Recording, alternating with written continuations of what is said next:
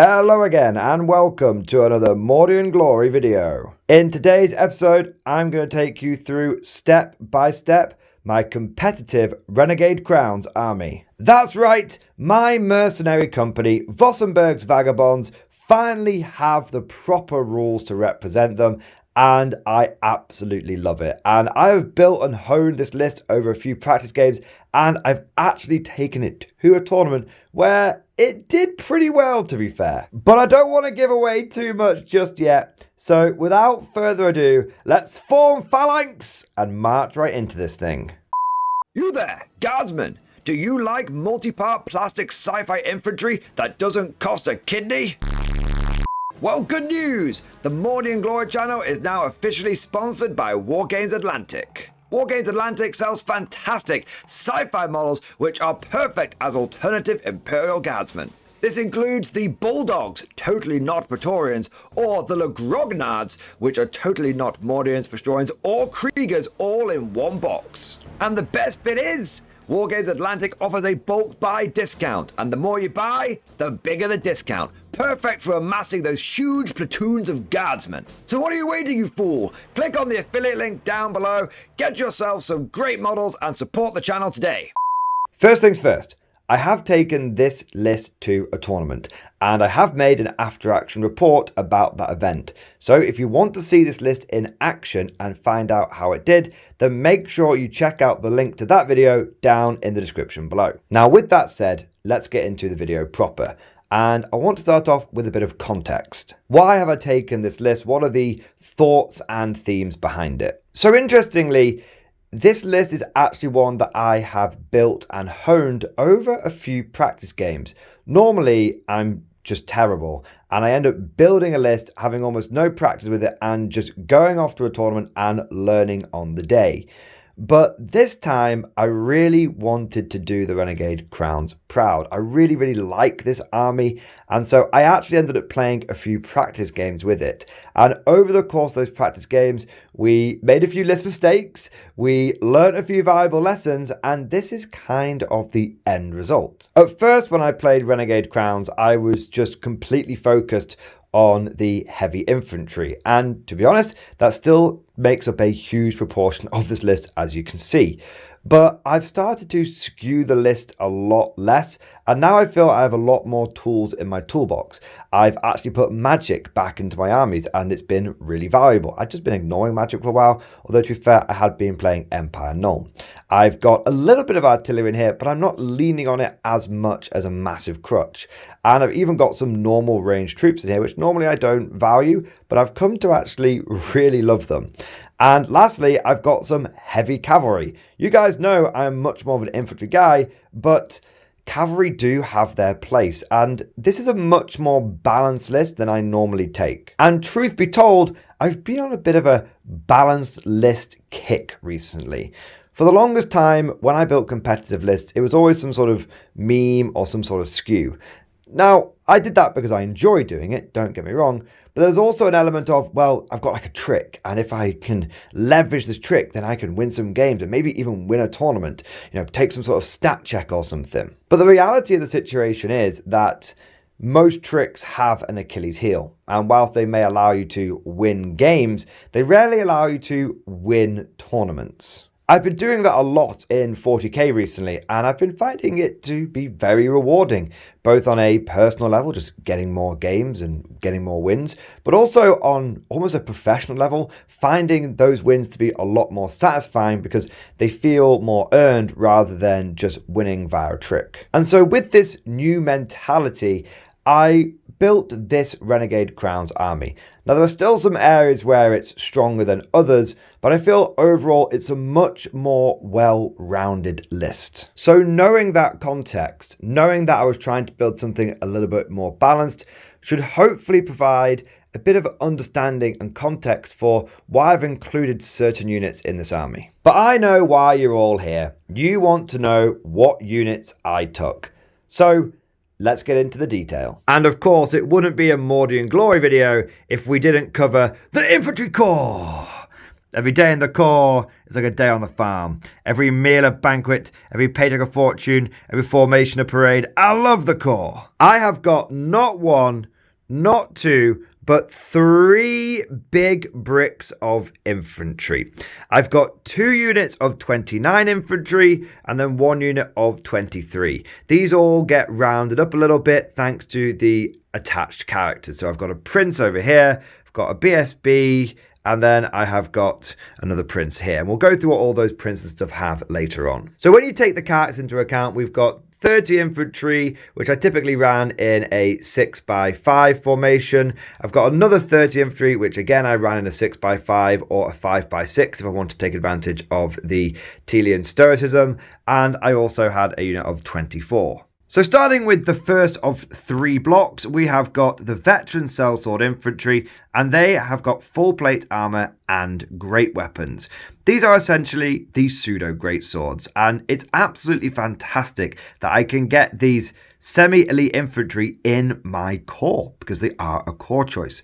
Now I've gone for full command here as well, and the idea is that sometimes you just need a bit of infantry that's got a bit of choppy. No one really wants to charge a big brick of great weapons, even if they are only wielded by mere humans. On top of this, thanks to the fact that they have full plate armor, defensively they're not in a bad spot either. Now 4-up armor saves on its own won't really save you. I mean, there is a lot of AP in the game. You're probably on a 5-up most of the time, but it almost guarantees you are going to get a save. And as someone who's run a lot of Empire Spearmen and Empire Halberdiers in the past, being able to just always have a save, even in the face of some AP, is really nice. And it's surprising the difference even having a 6-up can make in a game like Old World, because there aren't that many attacks being flung around. In something like Warhammer 40k, having a 6-up save means absolutely nothing. But having a 6-up save roll in, after AP in Old World, even if you just stop 1 or 2 attacks, you get a little bit lucky, it can really reduce the amount of casualties you're taking and mean that you get a bit of clapback. Moving over to this brick over here, I've got another unit of veteran sellsword infantry. That's because you can take 2 of them in a 2,000 point army, 1 per 1,000 points. Now, these veteran sellswords also have full plate armor, and I have given them halberds and full command. Now, there are 30 of these, including the character. And, well, that's just a really big old brick of infantry with some decent strength and AP. So they've not got quite as much strength and AP as the greatswords, but halberds do have +1 strength, they do have +1 AP, and that it's a nice middle ground. Greatswords are quite expensive, so you save a few. These 2 bricks are actually very similarly points costed. So I'm getting essentially an extra rank, and that allows me to get an extra rank bonus because I'm close order and I'm horde and all that kind of good stuff. So it allows me to still maintain a decent volume, a decent amount of strength, and a decent amount of AP, whilst also actually getting bigger numbers. Obviously, they're not as strong, so sometimes you need the big choppers, but sometimes a halberd will do. And sort of learning from 40k here, sometimes you need that grenade launcher and autocannon combo. Not every weapon needs to be a melter gun and a plasma gun, although of course that has changed in more recent times. But these are very much a take-all-comers unit. They've got the numbers and they've got the strength and the AP, and they've still got that fantastic 4-up save, which means that in most battlefield situations, these guys might not be the best for the job, but they can still do a job. Finally, we have the 3rd brick of infantry. Now, these guys are just regular sellsword infantry, but I have given them heavy armor and shields. This means that they also have a 4-up save. And if I need to, I can actually pull out my hand weapons and they can have a 3-up save. Now, the idea behind this unit is it's there to hold. Spears are honestly more of an aesthetic choice. I like spears. I think spears look cool, so that's why I've got them. But they don't really do a huge amount of damage. They're only 1 point per guy though, and I'm willing to spend 30 points over the course of a 2,000 point army to get a little bit of aestheticness and have a nice spear phalanx, of course. It's not like spears are terrible. Getting extra ranks of fighting can be very, very nice. I actually tended to deploy these guys in the heavy infantry formation, because I had these guys upgraded with heavy infantry and these guys upgraded to heavy infantry and the phalanx. So whilst these ones, sometimes they went in heavy infantry, sometimes they didn't, the spearmen pretty much always did, because it allowed them to basically take charges from cavalry, not lose their rank bonus, and still have, still be able to fight in 3 ranks, and we have that pretty good defensive stat line with that 4+. There was actually a couple of times when I went for the hand weapons and shield, and it was really, really good. Just having a 3-up save on your basic infantry is tasty. So I don't expect the spearmen to do a lot of damage, but they're pretty good at taking damage. In fact, let me tell you, a number of times throughout the tournament, I put the ramparts on these spearmen, and between that 3-up, 5-up, they became nigh on unshiftable. So we've got a unit of elite choppy guys who can take on some big things. We've got a unit of more numbers and a little bit of damage output. And then we've got a unit of just pure charge takers. Now, the characters that are in each one of these units complement their design philosophy, complement their battlefield role. So, for example, over here we have got a prince, and I have given him full plate armor and the duelist blades.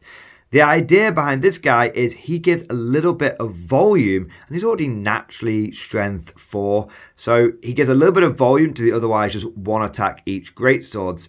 And then at the same time, he's giving them better leadership, and I've upgraded him to have Telian stoicism, so he gives them stubborn.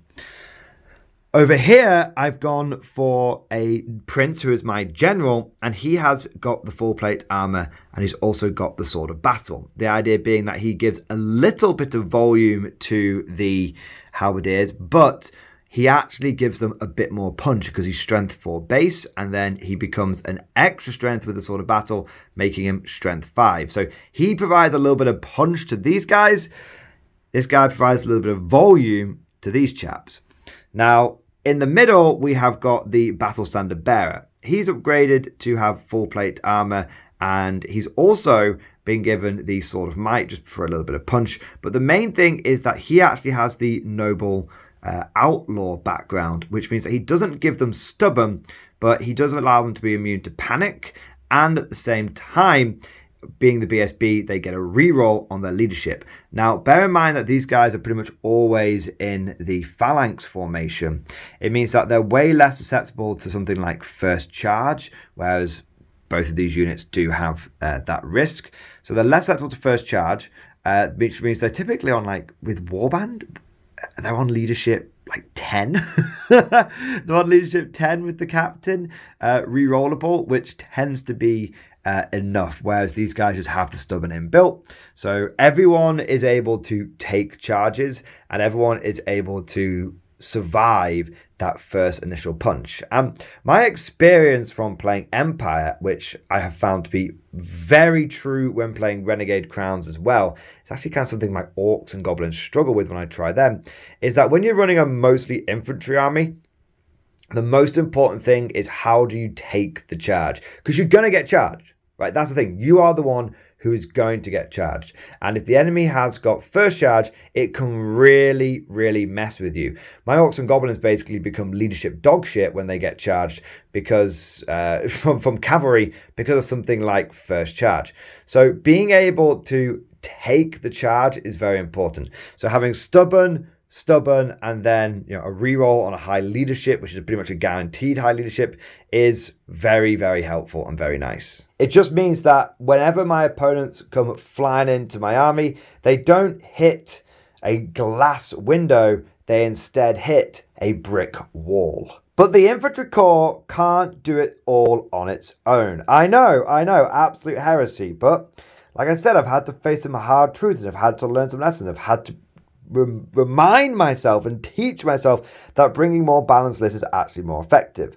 And so how the infantry corps can more effectively hold when things get down to the sharp end, and not only hold but then eventually fight back and overwhelm, is the enemy units that need to be coming into them need to be weakened. They need to be whittled down. And this is where the fire support units come in. And we've got 2 units of crossbowmen, and we have got the bombards. Speaking of the bombards first, I learnt that you can't take more than 2 big guns in a Renegade Crown's army.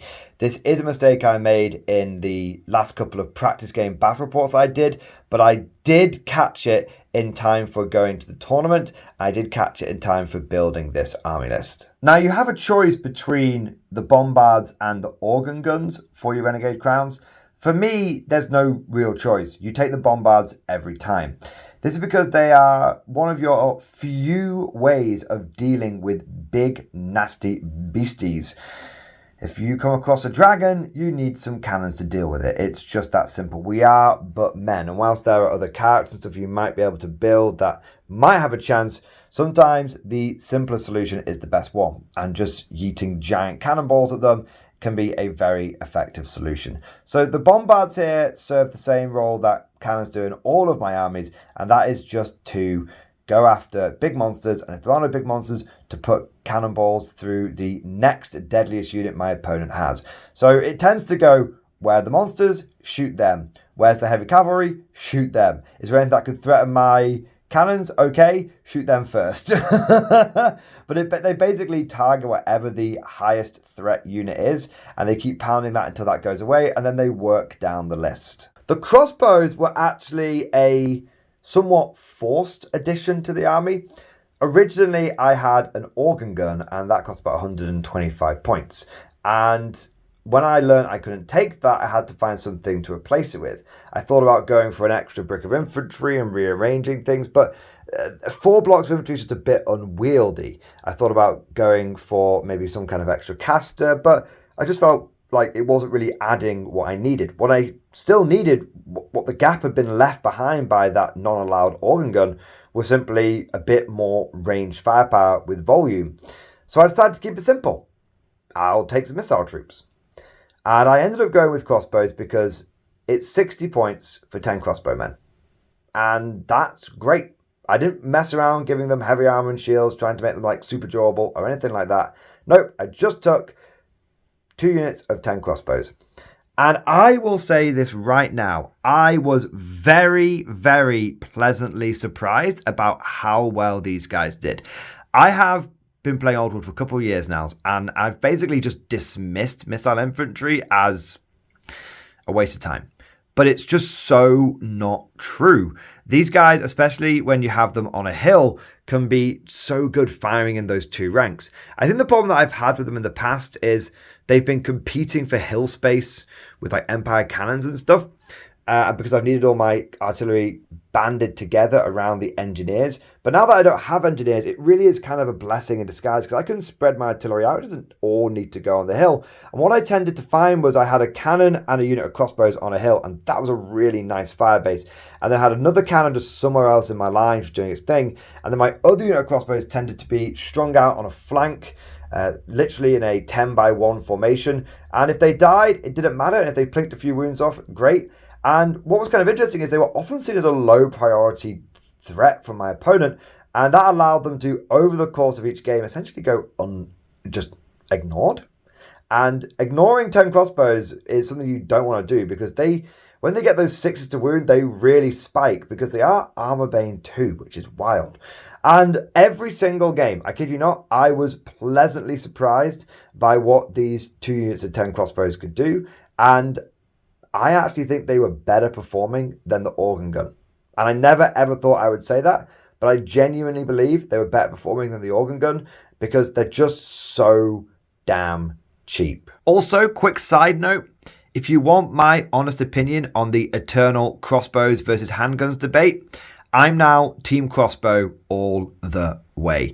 Having a 30-inch range, meaning that you can shoot from turn 1, is so good. Having that extra 6-inch range is so much better. And honestly, I would not take handguns now. I would always go crossbows. They're cheaper,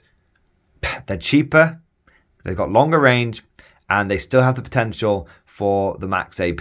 So yeah, absolutely crossbows all the way. There is one more character and support unit I want to talk about, and this is my Outcast Wizard. Level 3 with Lore Familiar, and I pick the same spells every single time. Plague of Rust and Wind Blast and I also went for Earthen Ramparts. Earthen Ramparts was unbelievably important for making my infantry be able to take the charges. Absolute clutch spell. Windblast was just for a nice bit of long-range firepower, and then we also had Plague of Rust, which paired so damn nicely with the crossbows. And truth be told, the reason why I think the crossbows felt so good in most of my games is because Plague of Rust is just a phenomenal spell. Like I said earlier, it's kind of funny. I had really gone off magic. I'd really gone full down the Nuln route. But now adding it back in, it can be such a force multiplier. And there were a number of games that I played at this event where if I didn't have my wizard, I would have lost it. No doubt about it. So I am now fully magic pilled again, and I do love a good wizard. But finally, we get to the last part of the list, and one which is probably the most controversial from a Renegade Crown's point of view. I took 8 veteran Freeblade Cavalry. So these are not the normal knights. These are the full plate armor, strength 4 badasses. The general consensus on the heavy cavalry of Renegade Crowns is that it's fine, but it's overcosted. They've still only got 1 wound each, and they're not really worth it. I believed that sentiment as well. I looked at that and thought, yeah, they're too expensive. But after running them in a practice game, and then taking them out and running them, and not running them in a practice game, I really did miss having my heavy cavalry. And then when I took them to the tournament, they were amazing. Here's the thing with heavy cav. Sometimes it's going to be all right. Sometimes it's going to be vital to your victory. But rarely is it going to be a bad thing. At the end of the day, you're rocking around on fast-moving, 2-up save, hard-hitting cavalry. There's never been a time when the heavy cavalry just completely flubs it. And having something that could go toe-to-toe with Chaos Knights, which is something that I've traditionally really struggled with, was awesome. And having something that was fast-moving, that could project force across the board, but wasn't so crutch-like the cannons, was really nice. I think that was the big one, right? Old World is all about projecting force. Either you do it via range or you do it via cavalry. And having the mixture of range and cavalry proved to be a very effective combo. It meant that I could force my opponent to come to me if I had better range firepower than them. But if the range firepower was equal or they had greater range firepower, then my cavalry could actually go out there and project force. And even if they ended up just drawing the fire for a turn or two, that meant that my infantry could then slog across the board relatively unmolested. So I found either these guys were absolute just shock cavalry, going in there, just clearing everything away from them. I had, spoiler alert for the after action report, but we're towards the end of this video now, so hopefully that's all right. These guys won me a game versus Cathay. And if I hadn't had them, I would have lost the game. And it was simply the fact that I had heavy cavalry, my opponent didn't. Jade Lancers can get in the bin. They're not real cavalry. These guys are. And so just having better cavalry than somebody else, when you get into a cav-on-cav fight, can be game-changingly good for you. So yeah, the heavy cavalry, you might poo-poo them, you might think they're overcosted, you might think they've still only got 1 wound, you might do all the math hammer in the world, but when you actually get down to brass tacks, when you actually get down to the sharp end, having big, ballsy, bastard, super heavy cavalry that can just go in there and just start smashing is a good tool to have. And when you don't have it, you'll really miss it. But you know what? I think that just about covers everything. We've got melee infantry, ranged infantry, war machines, cavalry, characters, and even a little bit of magic. I really like this list, and I actually really enjoy how well rounded it is. And I found that every single game that I got into, I had answers for every problem. But of course, all of this is just like my opinion, man. Let me know what you guys think down in the comment section below. What do you think of this army list? How would you change it if you were to go to a tournament? Would you keep the heavy cavalry or maybe go for something a little lighter? And What other armies do you want me to talk about next? Do you want me to do more Renegade Crown stuff, or maybe look at some other factions like Orcs and Goblins or Empire? If you enjoyed today's video, then don't forget to go ahead and smash that like button. And if you want to see more content like this, then make sure you subscribe to never miss an episode. Would you like to know more?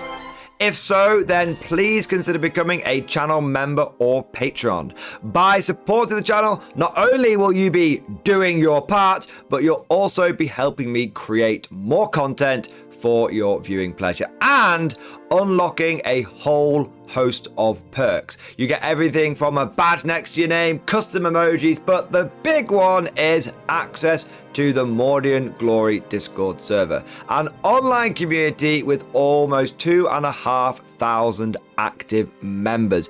It's always popping off in the MG Discord. We've got channels for army lists, hobbying, tactics, stories, and even a pretty spicy meme section as well.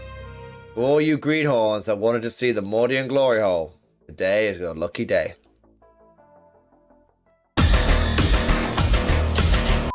And joking aside, I do want to say a massive thank you to all of the current channel members and patrons. You guys are amazing. Truly the lifeblood of the channel. I could not do Mordian Glory full-time without the incredible and generous support of my members. So thank you guys so much. And last but certainly not least, I want to say a personal thank you to all of my top tier Patreons. These are the War Masters, the people who have truly gone above and beyond the call of duty. So a heartfelt thank you to Redfield, 32, Jurgens, Miasma, Try Again, Bragg, RJ, Scorpion, Bonbon Vert, Lord Pryor, Nicholas Walsh, John Stubbs, Guardian, Varney, Sword, Fish Trombone, Picklock the Forged. Seriously guys, thank you from the bottom of my heart. Your support is incredible and it makes a huge difference. Thank you so much. That's all for now. Hope you've all enjoyed today's video, and of course, as always, see you guys next time.